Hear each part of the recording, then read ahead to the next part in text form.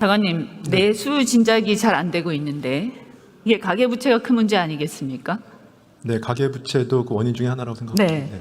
가계부채가 크면 가처분 소득이 아무래도 적을 수밖에 없고 눌려 있잖아요. 우리나라 가계부채가 굉장히 큰 문제라고 저는 생각을 합니다. 네.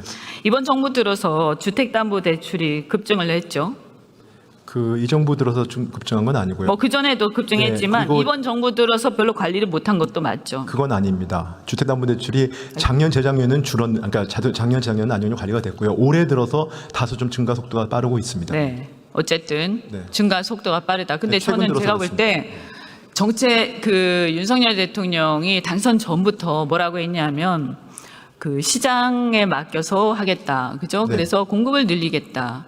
그리고 사실은 금리가 굉장히 높고 경기가 침체돼 있었기 때문에 네. 부동산 가격이 떨어지는 게 정상적이었죠. 그죠? 네. 그 당시에. 그런데 이게 왜 그런지 모르겠는데 대출을 계속 이렇게 늘리는 쪽으로 해왔어요. 그리고 심지어는 미분양이 발생하니까 정부가 매입하는 상황까지 왔습니다. 그런 경우가 있었죠. 저 의원님 한 말씀 드리면요. 네. 그 작년 재작년에 저희 가계대출은 GDP 대비 가계대출 규모 비중이 줄어들었기 때문에 가장 이게 GDP 대비로 가계대출 비율은 줄었습니다. 그러니까 늘었다는 말씀은 어폐가 있는 것이고요. 그 다음에 부동산 시장이 제가 경착륙하는 걸 막기 위해서 그래서 그 연착륙을 유도하는 그런 의도는 있었습니다. 있었는지 네. 모르겠으나 사실은 줄였어야 돼. 제가 볼 때는 이게 좀 관리를 제대로 못한 건 맞아요. 오늘 보니까 이복현 금감원장도 그것을 사과를 하셨던데요. 그 말씀은요. 네. 그 작년 재작년 같은 건 18년 만에 처음으로 최근 거를 얘기하신 건가요? 그렇죠. 올해 들어서도 최근 거 말씀드릴게요. 네. 1월부터 7월까지 1월부터 7월까지 네. 가계대출은 지금 최근에 2018년에 평균 수준을 하회합니다. 그리고 지금 가계대출이 늘어난 건 주담대가 늘어나는 건 최근에 7월, 8월 달에 주담대가 늘어나는 거를 가지고 지적을 하시는 겁니다. 그래서 정부 당국에서도 이 전체적인 부채에 대한 가계부채에 대한 관리는 안정적으로 되고 있지만 최근에 주담대가 증가 속도에 대해서는 저희가 이건 경계의식을 갖고 보고 있다. 그래서 그 부분과 관련된 저희가 여러 가지 수요 관리나 그런 대책들을 지금 하고 있고요. 지금 그런 와중에 있다고 말씀드릴 수 있습니다. 어쨌든 경기가 안 좋을 때 집값이 조정기에 들어갈 때 그냥 내버려뒀었어야 된다라고 저는 생각을 합니다. 네. 그런데 정책 대출을 늘리고 이렇게 해서 사실은 왜 그랬는지 모르겠지만 선거 때문이다 이런 분석들도 있고요. 어쨌든 집값을 떠받치는, 그러니까 집값이 내려가는 거에 대한 포비아가 있는지 모르겠는데 저는 집값이 내려갈 때 조정기에 들어가는 거 그냥 내버려 뒀었어야 된다라고 생각하는데 어쨌든 그렇게 해서 사실은 집값이 떨어지도록 내버려 두지 않고 이것을 집값을 어떻게든 떠받치려고 하는 그런 게 이 정부에도 분명히 있었다라고 전혀 없었다고 말씀드리고요. 저희는 주거 안정을 위해 노력을 한 것이고요. 그냥 저하고 싸우시지 마시고요. 그냥 결과적으로 보면 지금 그렇게 돼 있어요. 그래서 뭐냐 하면 지금 이제 금리를 사실은 이제 이렇게 상황이 안 좋으니까 내수가 안 좋잖아요. 그래서 사실은 금리를 이제 내리는 이제 상황으로 가고 있지 않습니까? 그죠? 그런데 금리를 자칫 이제 이렇게 쉽게 내리면 부동산 가격에 또 자극을 줄까봐 잘 못 내리는 이런 상황이 오지 않았습니까? 중앙은행에서 결정을 하는 겁니다만 최근에 시중금리, 그러니까 시장금리는 정책금리와 관계없이 지금 하향 안정화되고 있습니다. 네, 그러니까 어차피 내려가는 상황인데 이제 지난번에 이제 중앙은행에서 그런 결정을 한 적이 있죠. 제가 볼 때는 정부가 윤석열 대통령이 공급을 늘리겠다라고 했는데 공급을 또 별로 늘리진 않았어요. 250만 원 어떻게 됐죠? 네, 250만 원에 대한 저희가 스케줄을 발표를 했고요. 네. 근데 스케줄을 발표를 해서 근데 최근에 저희가 아시면 공사비가 270만 원. 네, 270만 원입니다. 그래서 공사비가 올라가고 또 그런 상황이 벌어져가지고 그리고 공급 계획에 대한 차질이 있다는 우려가 있기 때문에 지난 8월 8일 날 저희가 공급 대책을 다시 발표를 했습니다. 그래서 저희가 6년 동안에 42만 원 이상 저희가 공급하도록 그렇게 추가 대책으로 발표를 했고 지금 차질 없이 속도감 있게 지금 추진 중에 있습니다. 그러니까 어쨌든 이 270만 원은 차질 없이 되고 있다라고 보기는 좀 힘들어 보여요.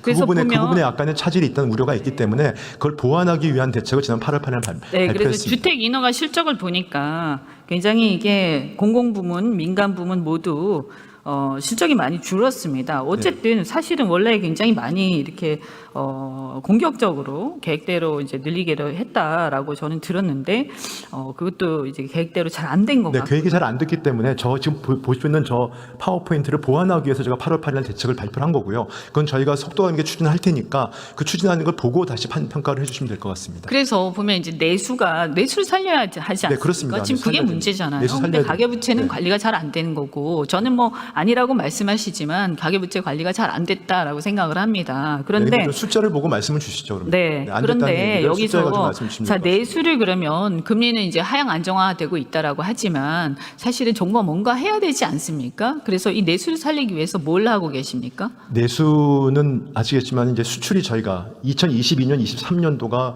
저희가 위기 상황에 준하는 문제였고 제가 수출이 마이너스였습니다. 근데 최근에 들어와서 다행히 수출이 플러스로 전환됐기 때문에 제가 위기 상황은 이제 벗어났다고 생각을 하고 있고요. 그럼 수출이 좋아지면 보통 그 다음에 따라서 좋아지는 게 투자입니다. 투자 다음에 소비입니다. 그 투자 같은 경우에는 지금 설비 투자가 최근에 플러스로 보이고 있습니다. 문제는 소비인데 소비 중에서 그러니까 서비스 소비는 괜찮은데 문제는 내구재 소비, 그 다음에 소상공인의 이슈, 저소득층 부분들에 대해서 문제가 있습니다. 저희가 그 내수로 확산되는 속도가 생각보다 더디기 때문에 정부도 굉장한 문제의식을 갖고 네. 그 부분에 대해서 노력을 하고 있고요. 어떤 노력을 하고 자, 먼저 건설 부분에 있어서요. 건설 투자 부분에서 아까 말씀하신 대로 공급이 잘 안 되는 우려가 있기 때문에 제가 88 대책을 발표해가지고 공급을 좀 땡기려고 노력을 하고 있고, 그 다음에 공공 부분이 좀 더 선도를 해가지고 그 건설 투자 부분에 공공 부분 숫자를 늘리고 그 추진을 하고 있습니다. 그리고 공사비가 최근에 올라가기 때문에 그 안정화 대책도 지금 9월쯤에 발표를 할 생각입니다. 그래서 건설 투자는 그렇게 하고 있고요. 그 다음에 그 소비 부분은 이번에 추석 민생 대책을 포함해가지고 저희가 그 관광이나 소비, 그 다음에 그 할인 쿠폰 이런 걸 그 온누리 상품권, 그래서 그 부분에서 소비 진작을 네, 하는 노력을 하고 제가 있고, 들었어요. 그다음 한 가지 네. 말씀드리면, 그래서 저희가 정부가 내수를 살기 위해서 임시 투자세 공제라든지, 그다음에 그 내구재 소비가 어렵거든요. 내구재 소비하는 개소세 인하라든지, 그다음에 그 재건축 재개발 관련된 그런 법안들을 의회 그 21대 냈다가 다시 22대 다시 냈습니다. 그래서 국회의원님들도 내수를 살리기 위해서 그 법안을 빨리 통과시켜 주시는 것이 정말 저희도 노력을 하겠습니다만 장관님. 간곡히 부탁을 드립니다. 장관님, 방법은 좀 다를 수 있지만 오늘의 상품권도 마찬가지고요. 네. 우리가 주장하고 있는 지역화폐도 사실은 복지가 아니라 재정정책인 거는 아실 거 아닙니까? 그죠? 네. 네. 복지가 아니에요. 그건 주머니 안에 들어가는 게 아니잖아요. 그죠? 네. 4개월 안에 없어지는 거예요. 그러니까 그냥 도구일 뿐이에요. 그 경로죠, 경로. 그러면 전 국민한테 지급되는 게 좀 그러면 일부, 그러니까 선별적으로 해도 좋고 뭘 어떻게 변형해도 좋습니다. 그러니까 합의를 해서 타협을 해서 그런 어떤 적극적인 재정 정책을 쓰자라는 거예요. 근데 온누리나 이런 거나 사실은 크게 다르지 않은데 왜 그것을 야당이 한다라고 해가지고 전면적으로 아예 듣지도 않느냐 이거예요. 그렇게 할 필요 없잖아요. 그럼 하다가 한번 해보고 효과가 좋으면 하고 효과가 별로 안 좋으면 검증해보고 안 하면 되는 거 아니에요? 그 온누리 상품권은요 전 국민을 대상으로 하는 것이 아니 그러니까 제가 드린 누가 전 말씀은- 국민을 하재요? 아니 그게 아니고 아까 타협해서 아까 내수 말씀을 하자니까요. 하셨잖아요. 네. 내수 중에서 괜찮은 것도 있지만 물론 소수지만 그다음에 온기가 확산되는데 오기가 확산이 안 된 것이 소상공인하고 전통시장 쪽입니다. 그래서 온누리 상품권은 그쪽을 타겟팅해서 하는 것이고요. 이것도 거기다 아니 말씀하시는 타겟팅하는 지역사랑 상품권은 그것도 거기다 타겟팅. 그 사용 대상이 훨씬 광범위합니다. 그리고 지역별로는 그게 타겟팅해서 만들 수 있잖아요. 아니요, 그거 아시잖아요. 지역별로는 그게 효과가 있을지 모르지만 국가 전체적으로 봤을 때 과연 소비 진작 효과가 있느냐에 대한 의구심이 많고요. 네네. 장관님, 거기다 타겟팅하고 국가 전체적으로 타겟팅하고 다 만들 수 있잖아요. 그거를 왜 지금 그렇게 얘기하세요? 아니, 만들어진 그렇게 거를 만들면 저한테 되는 지금 거죠. 늘려야 그러면 된다고 저하고 말씀하시니까 얘기합시다. 말씀하시는 그렇게 거예요. 만들어서 네. 하게. 그죠? 전 지금 만들어진 네, 제도를 들어가 말씀드립니다. 보세요. 네. 네네. 국가란 무엇인가라는 질문을 던지게 합니다. 국민들이 어렵습니다. 적극적으로 뭔가를 해야 합니다. 그리고 잘못된 정책은 신중하게 하지 말아야 합니다. 국가의 책임 정말 중요하다고 생각합니다. 무심코 던진 돌멩이에 개구리가 맞아서 죽을 수도 있습니다. 피눈물 흘리고 있는 국민들을 생각하기 바랍니다. 이상입니다. 잠시 주목해 주시기 바랍니다. 구독자분들에게 특별한 선물을 준비했는데요. 제가 항상 여러분들 때 강조드리는 말씀이 있습니다. 이슈와 뉴스만 꾸준히 챙겨보셔도 충분히 돈을 벌 수 있다고 말씀드리는데요. 여기 보이시는 채널의 영상을 보시면 어떤 생각이 드시나요? 그냥 눈에 보이시는 뉴스와 영상만 보시고 아무 생각이 없으신가요? 그렇다면 저는 잘못된 것이라고 말씀드리고 싶습니다. 그 이유가 무엇이냐면 제가 8월 초에 뭐라고 말씀드렸나요? 지금은 바이오에 관심을 가져야 한다라고 뉴스만 보고 넘기지 마시고 투자를 직접적으로 생각해봐야 한다고 말씀드렸는데요. 이런 썸네일들과 영상을 통해서 충분히 구독자님들께도 전달이 되셨을 겁니다. 이런 바이오 이슈가 되었을 때 부자들은 어떻게 생각할까요? 바이오 관련주는 무엇이 있는지, 어떤 종목이 가장 좋을지, 어디에 투자해야 돈이 몰릴 수 있는지 자연스럽게 생각한다고 말씀드렸습니다. 지난번에 구독자분들과 함께하는 주식으로 수익 내기를 진행했었는데요. 100% 무료로 진행을 했고 이 사진을 보시면 아시겠지만 구독이라는 문자 메시지를 남겨주신 모든 시청자분들께 이렇게 바이오 관련주 중에 가장 급등할 확률이 높은 딱 한 종목을 드렸습니다.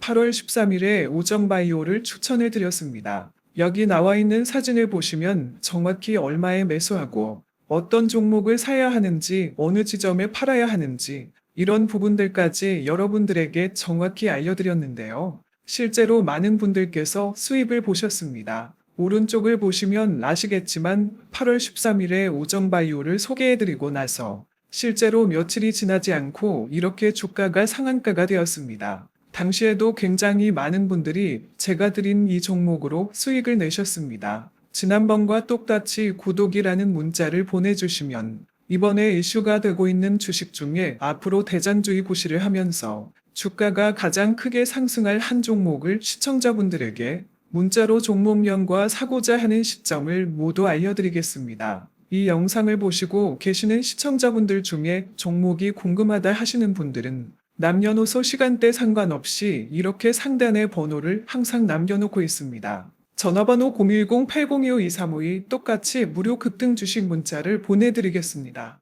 돈을 받는 것도 아니고 투자를 대신해 드리는 것도 아니고 부담 없이 구독 문자 보내주시면 되십니다. 수익이 나신다면 구독과 좋아요 한 번씩 부탁드립니다.